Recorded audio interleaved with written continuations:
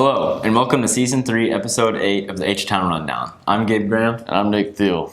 It's been a minute since we've aired a rundown due to travel for nationals and the recent school cancellations due to weather. But we have an action-packed episode today. Yes, we're going to look at the spring sports, business changes in the community, and a breakdown of the March Madness bracket.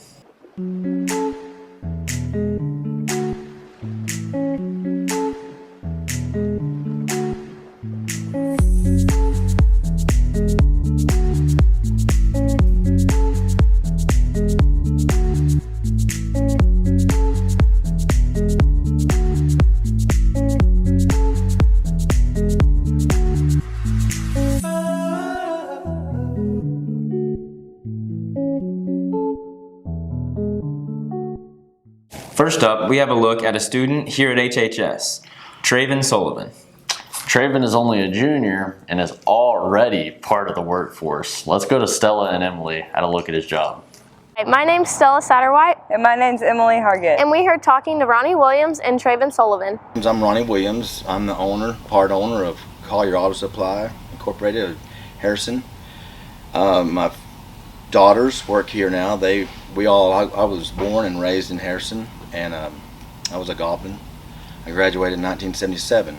I started working for the company, Collier Auto Supply, in 1976, and 22 years later I started buying the store from the Collier family.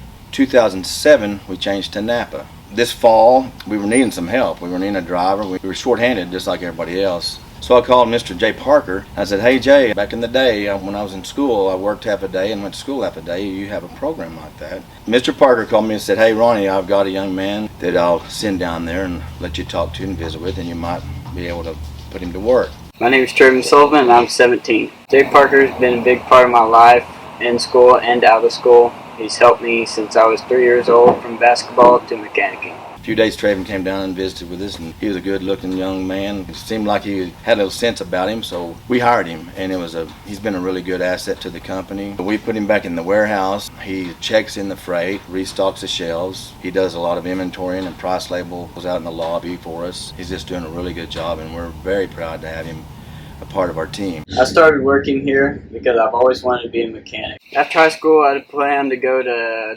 Votech, do mechanic as well as welding. Ronnie taught me parts and everything I need to know on how to be a mechanic. My favorite part of working at NAPA is working with great people, having the opportunity to work in the automotive parts industry. We appreciate Jay Parker and the Harrison High School for giving us the opportunity to hire one of the students. We appreciate being a part of the community and all the extra things that come along with it. And go Gobs! You know what, Nick? I've never been more happy than I have been these last 2 weeks to be driving a Prius. I believe it. Gas is costing an arm and a leg right now, and it's showing no sign of relief. That's facts. Let's go to Jackson and Nick for a look at the prices at the pump. Events, gas prices are on a record-breaking rise. Gas has affected the lives of many people around the United States and has become a hot topic of debate in the recent weeks. I'd say around $3.50 a gallon is probably too much. We're not going to stop paying for it because we have to get places. So anything above, what we're paying right now is too much, but we're still going to do it. I think it's crazy, to be honest. It's going up like 20 cents a day. I don't know when it's going to stop. With the average national cost for a full tank of gas reaching almost $45, Gabe Graham, like many Americans, is searching for plot holes to help protect their wallets. I've started only filling up on Wednesdays because Shell has a special where it's cheaper on Wednesdays, so I fill up on Wednesdays. I think opening the Keystone Pipeline would probably help. It could definitely lower gas prices and is a long-term solution. Over 3% of registered vehicles in the U.S. are considered large trucks, hence only using diesel gas. This driver spent $125 on half a tank of gas. It hurts the pocketbook, and I am not as concerned as most people. I drive a car. I drive a small Chevy car, and so I've been complaining about it with all the bad weather that we've had. Now I'm really happy that I have it because it gets really good gas mileage and I don't have to hardly fill it up. The necessity of gas in today's society exponentially increases the downfall from raising prices. What can people do? When does it become detrimental? Oh man, I wish I had a Prius. Yeah, they're pretty cool. I can't wait to pull up to prom in mine. Oh, I'm sure that'll be lit. Speaking of prom, everyone knows the ladies look forward to getting the dress. Indeed. Hope and Faith have a prom preview and what students can expect. Check this out. Hi, I'm Faith Humphrey. And I'm Hope Humphrey, and we're here with GovTV. Today we're going to be showing you the prom preview with Miss Hickson and Miss Murphy. Let's check it out. So we do a lot of different things. One of the big things is getting together and brainstorming, coming up with what our theme's going to be, what we need to buy. We have a lot of meetings. Yes. Putting together a timeline for saying we need to get this project done by this point, this project done by that point. That way the day before prom when we're setting everything up, we're not scrambling super bad. The more that we can get done here at school in our meetings, then the better it is to get set up in the end. So the theme for prom this year is Vegas, and we're super excited. We've got a really fun prom planned for everybody. Our goal is to actually have poker tables and blackjack tables and dealers come down so that the kids can actually play games and learn how to play, socialize. We've got a great dance floor set up for everybody, and then we also have food and snacks as well. So prom will be at the Durant Center. It starts at 8:30. And the theme is Las Vegas. Right now we're working on the entrance. We're going to have a red carpet with black stands and a gold rope. We're still making centerpieces and getting all those together. And we plan on having some games. So y'all come out and dance and have fun.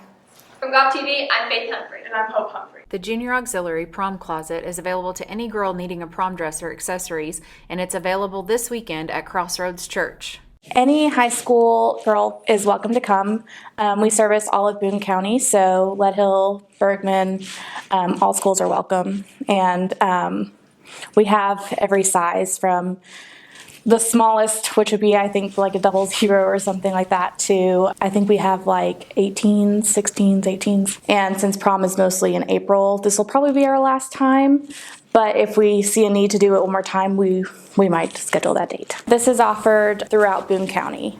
So, like I said, any girls from Bergman or Lead Hill, Omaha is welcome as well. If you need a prom dress, we're not going to turn you away. Most of our dresses were donated. We've gotten over, I'm sure, well over 120 dresses so far. They are completely free. If you need a dress, we're not going to turn you away. Just come in. We also have accessories as well. I know that we have a couple of shoes as well as necklaces, bracelets, earrings. If you need it, we will provide. For more information on this event, see the Junior Auxiliary Facebook page or send a message to Sky Blue. I wonder if any of the dresses at prom will be from Rebecca Lynn this year. Funny you say that, because our next story is about the dress shop being under new ownership and changing its name.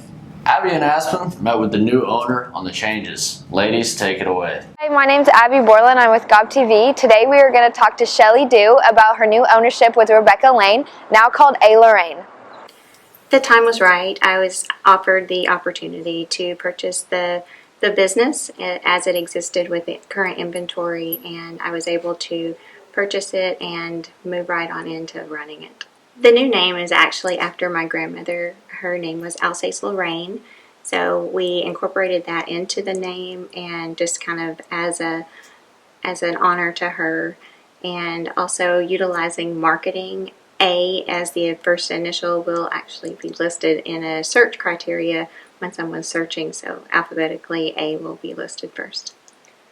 I plan to initially expand the prom line, the inventory that I've got available to the girls who are shopping for prom. I also plan to expand and put in a men's line, so jackets, sport coats, pants, as well as a few shoes for men. After prom season, I plan to expand and replenish the inventory from within our wedding area as well as bridesmaids. Eventually we'll be carrying mother of the bride and grandmother of the bride attire as well. I do alterations. I do them for the shop as well as outside. So I'll do alterations whether they purchase the garment here or not. I'd say my favorite alteration is the prom line, the prom dresses. It makes me happy to see the look on the girl's face when they put their dress back on and it fits perfectly, and I like to see a smile on their face at that point. We are seeing lots of glitter and sequins, a lot of form-fitting, one shoulder or one sleeve. We're seeing a lot of that, and we're also seeing some feathers in the mix also. You don't have to have an appointment anymore. We're currently open daily, Monday through Friday, 1 to 5:30, and then on Saturdays from 10 to 2. Anytime we're open, you can stop in. One of the things we pride ourselves in here is the fact that we don't sell the same dress that's going to the same event. So we have an event tracker where we monitor what dresses we've sold going to a particular event, whether that be prom in Harrison or prom down the road, or to a particular pageant as well. So we may actually have multiple dresses, but we will not sell the same one to the same event. If you come in and you shop with us and we don't have what you're looking for, we like the opportunity to research and find something that will work for you. So we have a lot of designers that we can research and actually see what is available. And most of the time, if it's in stock, we can have it within a week. We provide tuxes and can rent those for special occasions, including weddings and proms or simple graduations, or dads that have to escort for homecoming. So we currently do that from a tux and suit standpoint. In addition to that, I plan to have available for purchase and rental suit coats, sport coats, as well as some pants and dress shirts for men. That was Shelly Dew from Lorraine. I hope everybody can make it out to see her this year with all her new prom selections. With GovTV, I'm Abby Borland. Good luck to Mrs. Dew and her shop. You know, Gabe, our basketball teams had a great season. Don't you think? I definitely agree. There were many highlights this season for both the Goblins and Lady Goblins. Senior night's game was electric. I heard even ESPN was in attendance. Yeah, something like that. James McNew has the recap of the basketball season. Goblins and Lady Goblins had a successful season, with both teams making the state tournament to finish off the season. The Goblins finished third in their conference, and Abe Glidewell finished off the season with all-state tournament honors for the Goblins. The Lady Goblins also finished third in their conference and came in second during the conference tournament, falling short to Farmington. 3 seniors for the Goblins, Logan Plumley, Abe Glidewell, and Gatlin James, all finished with all-conference honors to finish the season. The highlight of both teams' seasons was senior night. The Lady Goblins grabbed a hard-fought win against Huntsville and capped off their regular season with a win. The boys finished off their season in incredible fashion, as Logan Plumley, with 1.2 seconds left on the clock, hit a buzzer beater to beat Huntsville. Now, the Goblins had lost to Huntsville prior to this, so this was a really great rebound win, and the Goblins won the game, and it was a great way to cap off senior night and the season, making this probably the most exciting game for both teams. It was a great season for both teams, making it to the state tournament and making it very far in the conference tournament. Hopefully next year will be another great year for Goblin basketball. Until then, I'm James McNew. Even though high school basketball is over, college postseason has begun, meaning we can focus on NCAA tournament brackets. Well, lucky for you, our 2 best reporters, Andrew and Gabe, made our NCAA March Madness bracket breakdowns. Let's take it away. Hey everybody, this is Gabe and Andrew. We're here with our 2022 March Madness bracket breakdowns. We're going to start with my bracket. So first off, in the West, I have Gonzaga and Texas Tech making it to the Elite Eight. I have Gonzaga sliding past Arkansas. I think we could win that game. I just don't think we will. Yeah. Texas Tech, they have a pretty easy route. I have them beating Bama in the second round. I don't think Bama's going to make it far. They're not that good. Pretty mid. Yeah, they are pretty mid. Yeah. Next up is the East. I have UCLA and Kentucky making it to the Elite Eight from here. UCLA is super good. They were a playing game last year, but they're definitely here to contend this year. And then Kentucky, they are really good. I have them beating Purdue, who is a 1 seed. I think they have the ability to win it all. They're just so good defensively and offensively. Oscar is insane. Yeah. So next up, we have the East. In the East, I have Tennessee and Arizona making it to the Elite Eight. Arizona, obviously, they're a contender this year. They are so big, so fast. They are definitely a contender. The other one I have is Tennessee. Super good defensively. They won the SEC.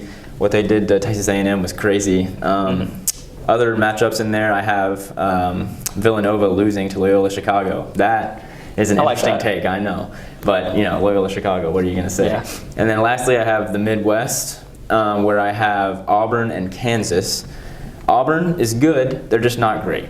I think they're the weakest 1 seed, probably. I think Kansas is going to beat them. I know having 2 1 seeds in the Elite Eight isn't that exciting, but Kansas has a super clear path to the Elite Eight. I agree. Auburn's just got to, beat LSU, which shouldn't be a problem. I have Miami beating USC, which could be a problem, but that's just how I see my bracket. And then at the end, I have Arizona and Kentucky going to the championship, and I have Kentucky taking it all because SEC is just like that.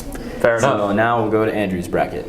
All right, now onto my bracket. We're going to start in quadrant 1. I've got Gonzaga falling pretty early to Memphis, who's going to immediately be taken down by Arkansas. Arkansas and Texas Tech will meet in the finals of this conference. And I got to stay true. I'm taking Arkansas to run it. If we can just get our stuff together on offense, I think we're going to be good. I have Duke losing pretty early to Davidson, and Bama, again, mid. So we're not going to dwell on them too much. Arkansas making it to the Final Four. Now down in the second quadrant, I have Baylor kind of getting beat in the Sweet 16 by UCLA because UCLA, they've gotten better since last year. That whole team pretty much stayed. I think they have a really good shot to run it. And then I've got Kentucky and Purdue. I think it's going to be a great game in the Sweet 16. Yeah. They're both such good teams. I have Purdue winning. I was considering having Purdue all the way, but I'm going to have Purdue falling to UCLA here, and UCLA is going to take that division. Now up in the third quadrant, I've got pretty similar to Gabe. I've got Arizona and Tennessee meeting in the finals of this one, and I'm taking Arizona. Tennessee is good, but I think they're going to lose a little bit of steam playing against that crazy Arizona team, and I think that's a pretty easy region for Arizona to win. Honestly, there's a lot of good teams, but I think Arizona's just going to kind of mop up who remains.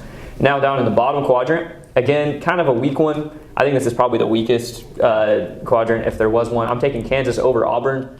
Auburn has a pretty easy road. I could see a team like USC or Miami as the 7-10 beating them. I have USC winning. I think Miami could have a really good shot too, as well as I like South Dakota State to make a couple upsets. But taking Kansas, and then in the Final Four, I've got UCLA and Arkansas, and Kansas and Arizona. Taking UCLA to beat Arkansas. It's tough, but I think we're going to slowly get closer to that championship. I've also got Arizona winning. I'm taking UCLA to win it, 71-69. Yep, and that's going to be our bracket breakdown. See how wrong we are later. With warmer temps comes spring sports. All Goblin spring sports are underway. That's right, and we'll have plenty to be entertained by for the next couple of months. For the last leg of this episode of the H-Town Rundown, we're going to look at the previews for each spring sport this season. Lady Goblin softball is the first on the slate. Let's go to Shea Cowles for a look at this year's team.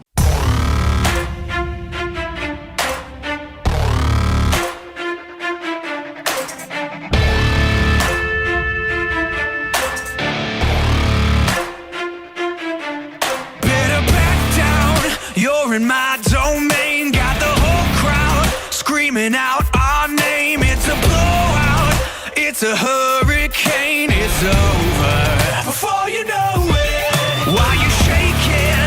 We're a dynasty in the making. We're the royalty, now we're breaking down the enemy. Move over for the soldiers.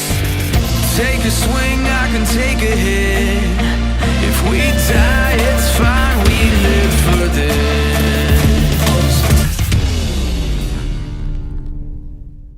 Good luck to Coach Lisco and his team. You can see them in action today and tomorrow in the Ozarks Classic Tournament at the Sports Complex. For our next spring sport, we're going to cover baseball. It's like softball, but not yellow. But you know what's opposite of the softball diamond. It's the mound at Jack Williams Field, where the Goblin baseball team is in full swing. Colette Campbell took time to hit the baseball diamond for us. Hi, my name's Colette Campbell, coming to you about the upcoming baseball season. This is my, 12th year, I think. Yeah.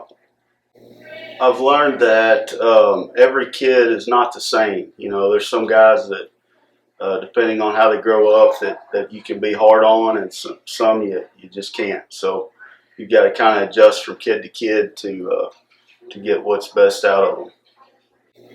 There's a lot of great memories, and it doesn't always have to deal with winning and losing. It's really about those relationships we develop with our players and getting to see them go on and be successful. How do I prepare for a game? I get ready, put my stuff on, throw a little bit, swing the stick, get mentally focused, and go hit the baseball. My goal for this year is to hit 400 on the average and have at least 10 bombs this year. Alright, game that I'm looking forward to this year is the Shiloh Christian Saints. Whenever we play them, district, regional, or state, I'm bringing it all. Get ready for it. Popcorn tickets, better be there. I started playing baseball when I was about 4 or 5. So normally before a game, hit BP, take some ground balls, or do some soft toss. One goal I have for myself is to hit 400. I started playing when I was about 3 years old. My favorite thing about playing baseball is probably going to marble. I'm looking forward to playing the Shiloh Christian Saints. From Gob TV, I'm Clay Campbell. The Goblin baseball team will also be playing in the Ozarks Classic this weekend at the Sports Complex tonight and tomorrow. Good luck to Coach Rodden and his Goblin team. Braylon and Miranda visited the Lady Goblins at the stadium this week for soccer action. Check it out. Hi, my name is Braylon Haight, and I'm outside the Cash Center, and we're going to take a look at the girls' soccer season so far. I don't know if we have a biggest leader. I think everybody, all the upperclassmen set good examples for all the younger players, and, you know, everybody feeds off of that energy. I think we always have a good chance, and that's, you know, part of a great program is going in every year knowing you have an opportunity to go and compete for a state title. You know, hopefully each game we grow and progress a little bit and get to the point where we can compete. Injuries stink, you know, but it's part of the game. People are going to get hurt. You know, we lost one for the season and getting one back that was hurt earlier in the year, and you know, it's just part of it, and we'll just hopefully overcome it.